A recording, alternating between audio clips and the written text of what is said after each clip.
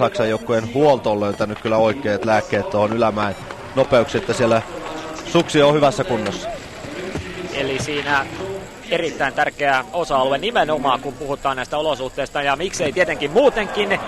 Primož Peterka voi sentään, kun siellä nyt tulee ensimmäinen kaatuminen tähän kilpailuun, ja tuossa lähikuvassa nyt näkee juuri hyvin tuota pöppöröä. Se on tuollaista, kun lapset olisivat leikkineet pesupulverilla ja kiskoneet sitä sitten ympäriinsä. Joo, onneksi tässä ei käynyt mitään, että toi on todella pahassa paikassa sattuu, että tuohon alamäen kaarteille tuiskahtaa suoraan tasamaata vasten, niin siinä helposti käy vakavamminkin, mutta Peterka on taitava kaveri eikä siinä sen kummosemmin käynyt, mutta tää on hyvä esimerkki siitä, että mitä tapahtuu, kun ihan tasapainossa ei pääse tekemään tota alastuloa, niin tuollaisessa pöppörölumessa, niin hyvin herkästi suksi kantaa ja sitä on hyvin vaikea korjata enää, ja silloin oikeastaan ainoaksi tehtäväksi enää jää putsata noin lumet kamppeista.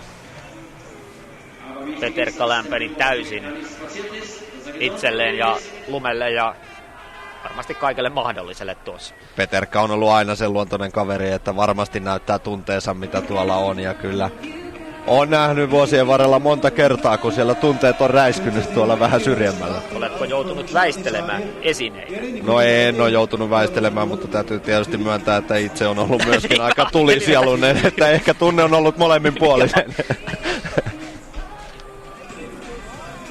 Lentävien esineiden